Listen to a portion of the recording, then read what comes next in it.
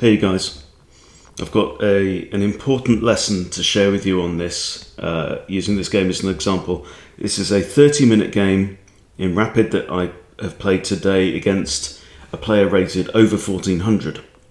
And what happens in this game is that I feel like the opening goes well, and unfortunately I make a bit of a blunder in the middle of the game and lose my advantage. But I'm able to regain a winning position through my understanding of tactics, and I basically outmaneuver my opponent using tactics. So let me take you through the game.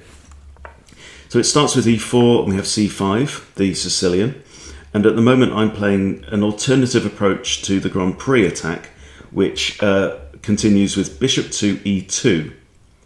My opponent develops his knight to c6, and now I push f4, so I'm preparing to bring my knight out there to f3. Black now plays his queen to c7, so he's hitting this undefended pawn on f4. So I defend it by pushing d3, building a bit of a pawn structure in the middle of the board, and also with a discovered defense with my dark squared bishop. So f4 is now defended. Black now comes in to attack my bishop, my light squared bishop, and I hit the knight with c3. That's good because it also shuts off this diagonal towards my king, which could be potentially exploited by the queen. Black captures the bishop, and I recapture now with my knight, so this pawn is now defended twice, with the knight and with the bishop. Black now pushes e5, and I simply castle. So I figure that if pawn takes, I've got bishop takes, hitting the queen and gaining a tempo there. So Black doesn't do that, he pushes d6 to release his light square bishop. I now move my queen across from d1 to e1, which is a common motif in the Grand Prix. And Black now brings his light squared bishop out to attack my knight. I capture the pawn, and now Black captures the knight, also then attacking my rook. Now at this point I spot what I think is a good in-between move, because I don't have to necessarily recapture the bishop straight away, and what I do is I capture an extra pawn on d5 attacking the queen. So clearly Black now has to respond and protect his queen, and on the next turn I can then recapture the bishop. Now what I miss here is that Black can recapture with his dark squared bishop, so developing a piece and also lining up both his queen and his bishop against my h2 pawn, which is unfortunate. But I need to recapture the bishop anyway, so I grab the bishop, and now bishop takes h2. The only squares that my king can go to are h1 and f2, but I'm worried about if I play f2, he's got bishop back to g3, and my king can't go to e1, so it's going to be forced somehow further into the middle of the board that I don't necessarily want to happen. So I move my king now to h1, and the bishop retreats. Now I bring my queen out to f3, so I'm potentially threatening f7, and also just creating a little bit more security around my king. So queen comes across to e7, threatening maybe queen to h4 check. So I bring my dark squared bishop out, looking to, well, at least I'm defending h2, so we could swap off the bishops.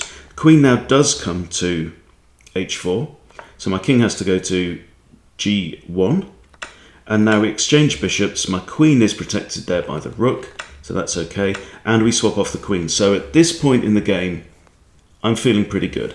I've got a nice structure of 5 pawns there on the queen side. On the downside, my king is somewhat exposed, although we have to be aware that Black's pieces are all, remaining pieces, are still undeveloped. So I feel like I've got an advantage. I need to bring my knight out, I need to connect my rooks together, and I do have potential in this game. So Black plays f6, I develop my knight out, allowing my rooks to connect, and now Black castles queenside.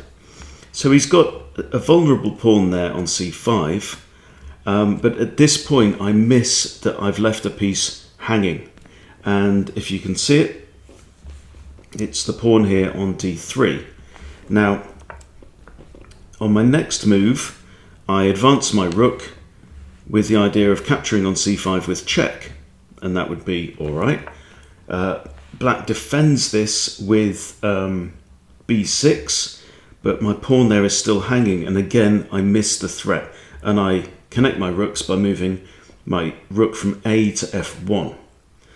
Black now comes in and grabs the pawn, so he's broken the pawn structure that I had there on the queen side, which is unfortunate, and also left this pawn on e4 isolated, which is not great.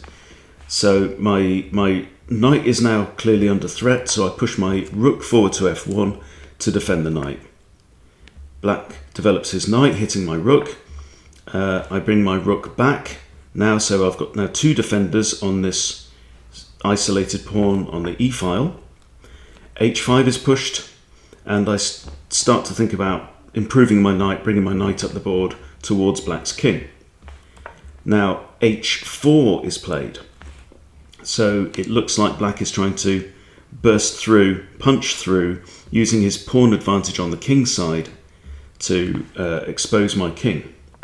So I move my king now to h2, and my idea is that if h3 is played, I can just respond with g3, and using black's pawn here as a human shield, so to speak, because black cannot capture his own pawn. And you can, this is quite a common tactic that you can use to protect your king by putting it straight in front of an opponent's pawn where the pawn can't capture. So h3 is played, and I respond with g3.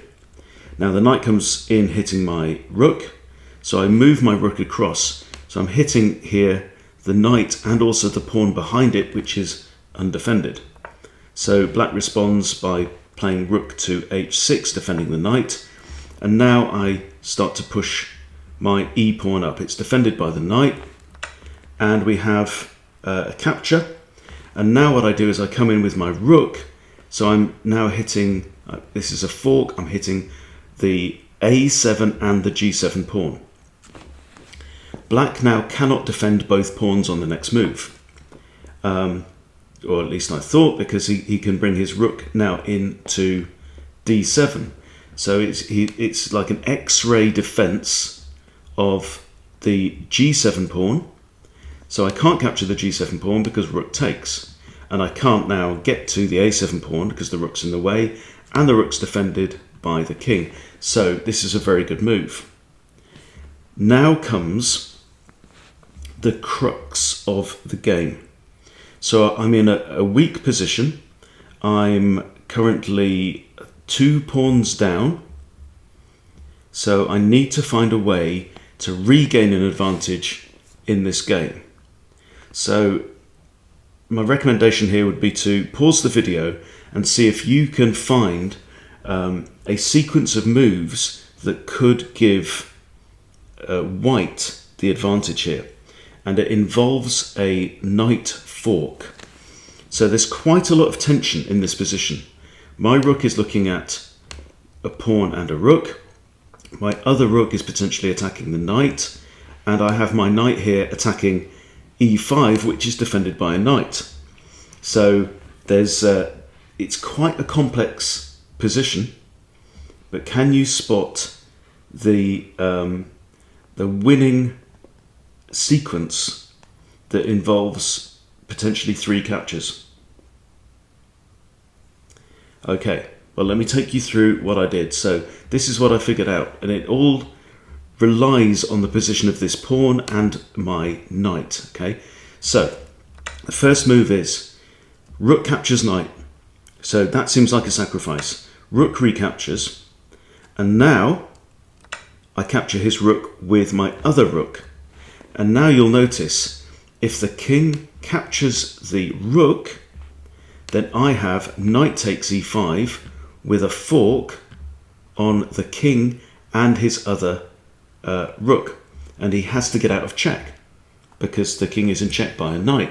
So the king is going to have to move. If you can't capture the knight, the king will have to move. So he can't recapture the rook.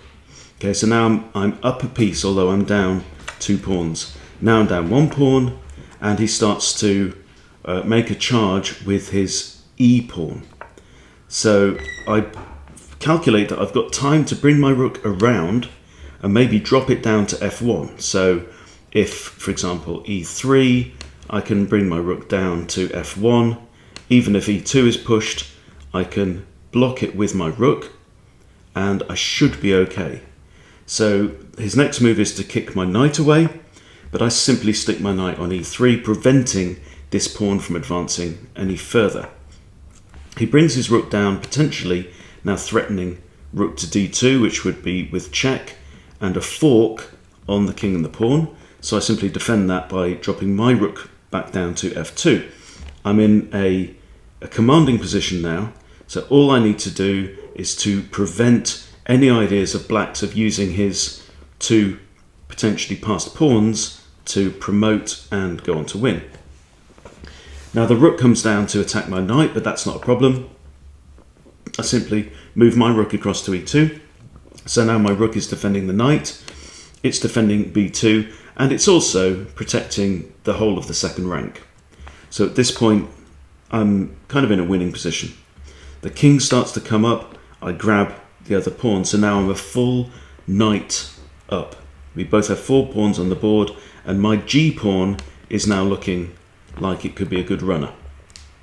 King comes in, I move my king towards his king, and now comes a check, and I can grab an extra pawn, so now I'm a pawn and a knight up. King comes across, and now this is a decent move because knight to here comes with check and also defends the attacked rook. So here the king cannot go anywhere onto these squares. He can only move either to d6 or to c6. He moves to c6. I come in with another check. King can't move here because of the knight, or there because of the knight, and can't stay on the 6th rank, so the king has to move back. I simply drop my rook back to defend the 2nd rank again, and we have some manoeuvring. I attack the rook, comes in with check, it's not a problem. So I move my king diagonally next to the rook, which means the rook's going to have to move. Rook comes in, king pushes up, and now I just start to run with my g-pawn. Advances a pawn onto b4, and we have an exchange of pawns. But it's too little too late really for black at this point in time. Both my pawns are defended there. He sacrifices his rook, but this is fine. I can quite happily now give up my rook to capture his remaining pawn, and I'm going to promote my pawn and win the game. So there we go, capture the pawn, and now black resigns the game. So very interesting example there, I think, of noticing when a game is in a crux position where it's really hanging in the balance. And I took my time and I figured out that with that sequence of 2 captures, if the rook recaptured and the king recaptured, then I would have his king and his rook in a position where my knight could fork, and that would have been winning. So I managed to go a whole piece up through that exchange. So yeah, just a very good game, really, very satisfying. I felt a bit stupid for blundering that pawn in the middle when I had a strong advantage, and I should have taken more care over my defense and my protection of my good pawn structure.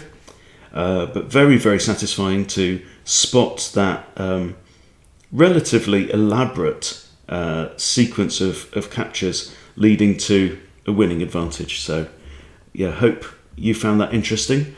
I'll see you soon.